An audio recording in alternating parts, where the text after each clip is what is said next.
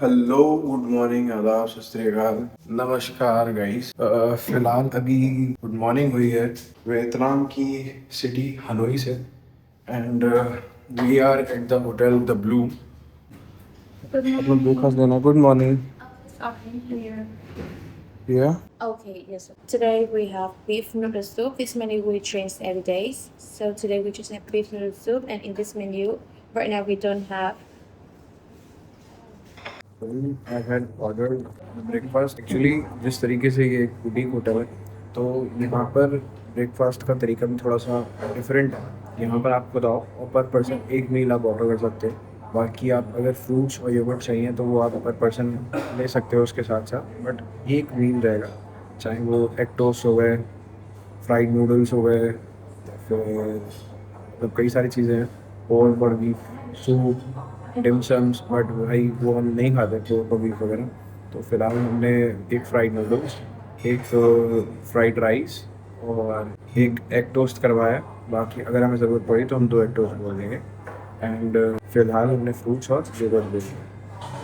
अभी मैं वेट कर रहा हूँ यहाँ पर ब्रेकफास्ट एरिया में बैठ करके अपनी फैमिली का, बिकॉज वो लोग रेडी हुए हैं। और जिस तरीके से मैंने आपको बताया, अगर आपको हलोंग के क्रूज़ निकलना है तो आपको ऑलमोस्ट 7-7:30 तक यहाँ से, मतलब ये अपने होटल से चेकआउट करना पड़ेगा। चेकआउट तो नहीं, मतलब आपको निकल करके अपने टैक्सी वाले के साथ जाना पड़ेगा हलोंग के क्रूज़, जो कि आपको 8:30 तक ले जाता है। और ये ओवर एक पूरे दिन की एक्टिविटी होती है, जिसमें कुछ आइलैंड टूर, कुछ एक्टिविटीज़ और डे क्रूज़ रहता है। साथ ही साथ में इसमें लंच भी होगा।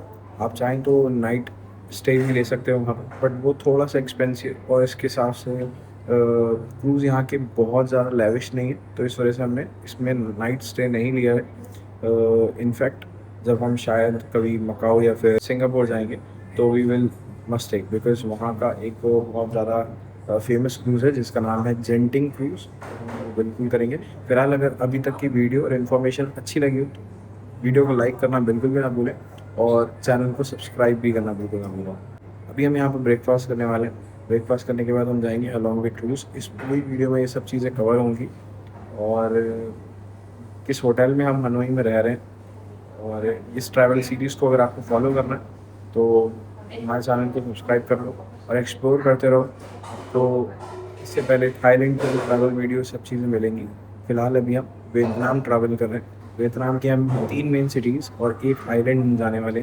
3 मेन सिटीज़ में हनोई, दाना एंड हो ची मिन्ह रह गए, और एक जो आइलैंड है वो फुकॉक है। This is gonna be a very amazing and crazy type of family trip. I think you will all enjoy.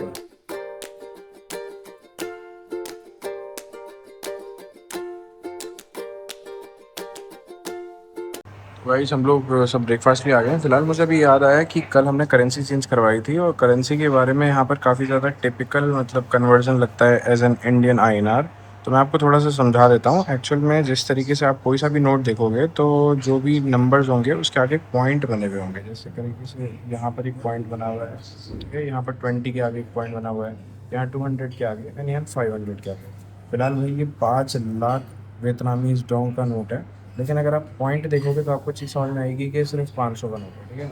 जैसे कि यहाँ पर ये 2 लाख वियतनामीज डोंग का नोट है, बट अगर आप पॉइंट देखोगे तो बर्फ समझ में आएगा कि सिर्फ 200 का नोट है। और ये 20 का नोट है, और ये 10 का नोट है। वैसे ये 10,000 और ये 20,000 वियतनामीज डोंग है। बट कल के बाद हमें थोड़ी सी करेंसी अब समझ में आ गई कि किस तरीके से ईजी बनानी है। पॉइंट के पीछे वाले जो जीरो है उनकी कोई मतलब, बट पॉइंट के बाद जैसे इंडिया में भी वैल्यू नहीं होती, उसे पैसे में गिन लिया जाता है। इस तरीके से आप यहाँ पर भी गिन सकते हो। और जैसे 10 का नोट है, इसे आप 3 से इंटू कर दो, ठीक है। तो 3 से जब आप इंटू करोगे, मोस्ट प्रोबेबली मतलब 300 रुपये का जो है वो कन्वर्जन है। तो आप 3 से इंटू कर दोगे तो आपके पास आ जाएगा। जैसे कि 10 रुपये का जो नोट है, इन 3 से इंटू करके 30 रुपये का नोट हो गया। ये लगभग 60 रुपये का नोट हो गया। तो ये लगभग 600 रुपये का नोट हो गया, और 1500 रुपये का नोट हो गया। और अब से मैं आपको जो भी करेंसी बताऊंगा, या अभी तक आपको जो भी बताऊंगा चीज़ें, कि ये चीज़ मुझे इतने की पड़ी, ठीक है। तो उसे आप 3 से इंटू करके ईजिली अंदाज़ा लगा सकते हो कि मुझे कितने रुपये की पड़ी। फिलहाल हमें जो कन्वर्जन रेट मिला था, हमने $100 चेंज करवाए थे। इनफैक्ट करवाए थे $150 के, $100 के उन्होंने 2 नोट दिए थे। अगर आप इंडियन करेंसी, हमने जो उनसे कन्वर्जन रेट लिया था, उन्होंने हमें 26,200 का जो था वो कन्वर्जन रेट दिया, ठीक है, $1 के अंदर। इसके हिसाब से $100 के अंदर लगभग 26 लाख, और अगर हम बात करें $150, उन्होंने हमें $150 में दिए लगभग 39,30,000 वियतनामीज डोंग, जिससे कि हम अभी तक अपना खर्चा वगैरह चला रहे हैं। फिलहाल तो अभी तक हमने सिर्फ और सिर्फ टैक्सी और मतलब थोड़ी बहुत जो खाया पिया उसी में यूज़ करा है।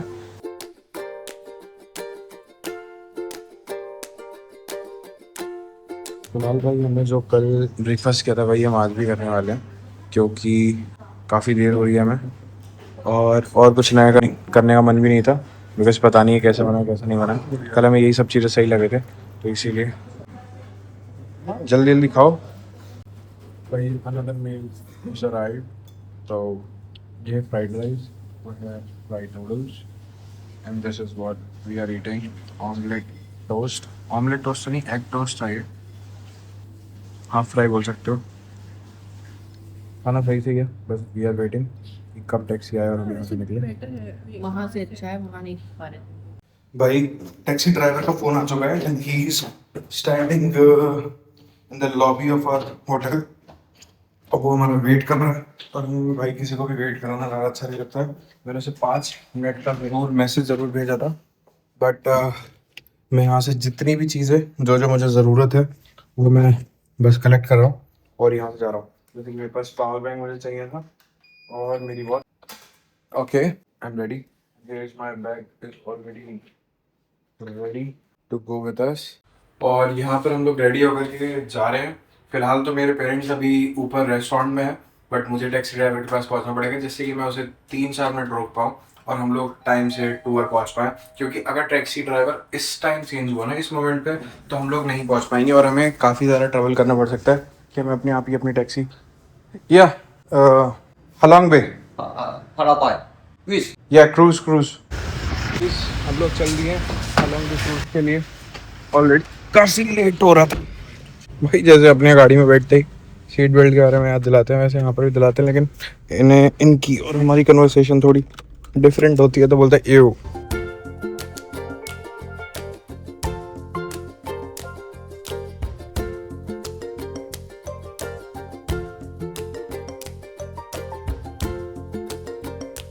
Thái từ người mà trực tiếp đưa con mình đến khi đánh giá người ở đây và chia sẻ.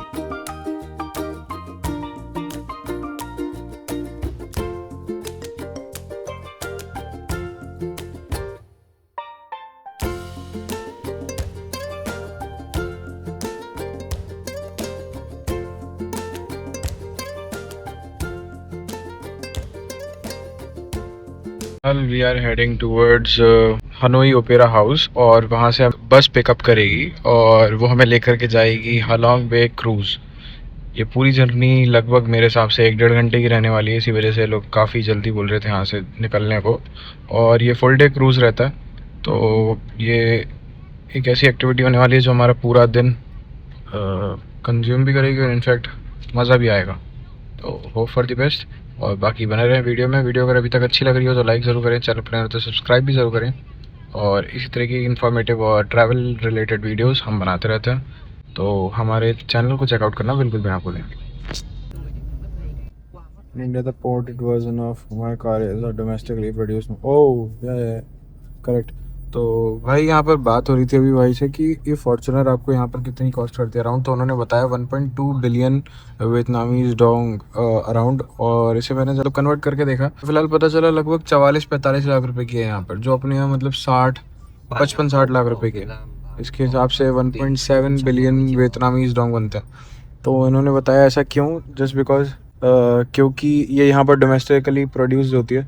और ये बता रहे हैं कि अगर आप इंपोर्ट करोगे तो 1.70 की जगह आपको 1.45 की पड़ जाएगी। बट बात यह है क्योंकि ये लेफ्ट हैंडेड होगी ना भाई, लेकिन भाई सबसे यूनिक भी तो होगी, ये भी सोचो।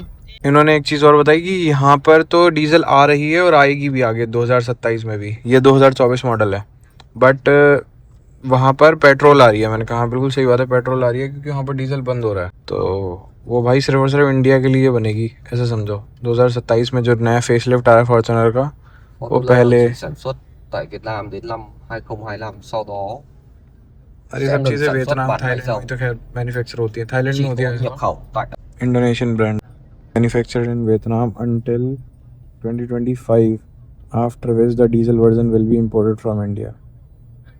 ओके, यहाँ पर 2025 तक बनती थी, उसके बाद शायद उसके बाद फिर इंडिया से ही आती थी यहाँ पर भी। भाई ये बिल्डिंग देखो क्या सही शेप है इसकी, सो अमेजिंग। ओके यही है शायद मेरे हिसाब से, हनोई ओपेरा, नहीं ये तो नहीं है। जिस तरीके से इसने गाड़ी हल्की करी और इंडिकेटर चला के साइड करने लगा ना, मुझे लगा कि यही है भाई। तो कलर्स तो काफ़ी अच्छे अच्छे हैं गाड़ी के, ये आप देख सकते हो। VF3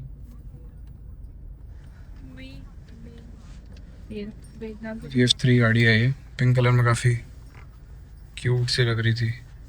और यहाँ पर भी भाई थोड़ा चेरी ब्लॉसम सा आपको देखने को मिलेगा, और रोड पर आपको इस तरीके के पिंक फ्लावर्स देखने को मिलेंगे। Black piece Fortuner driver just dropped us in this. भाई अब हमें बस में जाना है अलोंग वे क्रूज।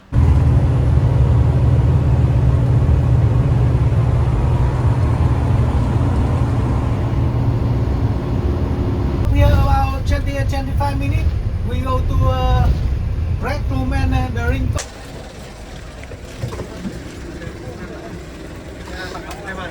फिलहाल भाई इन्होंने हमें एक टैग दिया है ये,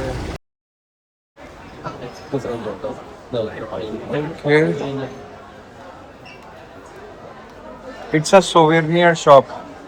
यहाँ पर इनके अपने हैंडमेड हैंडक्राफ्ट आर्ट्स, लोगों को गिफ्ट करने की चीज़ें, ज्वेलरी।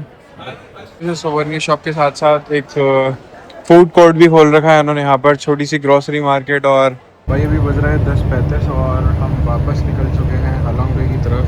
बीच में इन्होंने सिर्फ एक रेस्टोरेंट और एक सोवेनियर शॉप पर रोका था, जहाँ पर हम लोग ने थोड़ी देर चीज़ें देखी, जिसने जो जो खाना पीना था खाया पिया, हमने भी थोड़े से स्नैक्स लिए और फिर हम वापस चल दिए हैं अलोंग वे की तरफ। हमारी सब सीट्स पे एक एक बॉटल सबको मिल चुकी थी।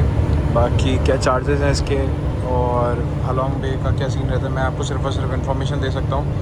बाकी बात रही चार्जेस की, वो आप जा कर के डिस्क्रिप्शन में एजेंट का नंबर है, आप जा कर के चेकआउट कर सकते हो। और अगर आपको भी कोई फॉरेन ट्रिप करनी है तो बेशक उस एजेंट से डायरेक्टली कांटेक्ट कर सकते हो और हमारा रेफरेंस दे करके आप बेस्ट डील्स या फिर बेस्ट ऑफर्स क्रैप कर सकते हो। तो और अगर अभी वीडियो अभी तक अच्छी लग रही हो तो लाइक ज़रूर करना, और चैनल पे नए हो तो सब्सक्राइब भी ज़रूर करना। बने रहना इसी वीडियो में, काफ़ी मज़ा आने वाला है आगे, क्योंकि अभी तो सिर्फ अलोंग वे की जर्नी स्टार्ट हुई है। गाइस हमारी बस हो चुकी है खाली, हम पहुंच चुके हैं डेस्टिनेशन पे और हमें हमारा गाइड मिल चुका है। और उस गाइड, वो रहा गाइड, और गाइड को अभी हमें मतलब बाद में बताएगा वो, बट जितना मुझे पता है $3 पर पर्सन जो है वो टिप देनी पड़ेगी, और ये जो भी आज कहेंगे वो करना पड़ेगा। फ़िलहाल पानी की बोतल वगैरह इन्होंने पहले से ही तो फ़िलहाल अभी हमारा ये क्रूज़ आ चुका है जिसका नाम है डायमंड एरा। सो डायमंड एरा क्रूज़ का full review, in fact Halong Bay full day tour देंगे हम। Yeah, the Diamond Era Cruise. So before we go to the boat, you just have me to take the.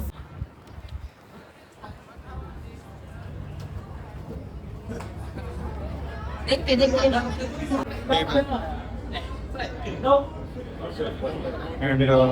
यहाँ पर देखो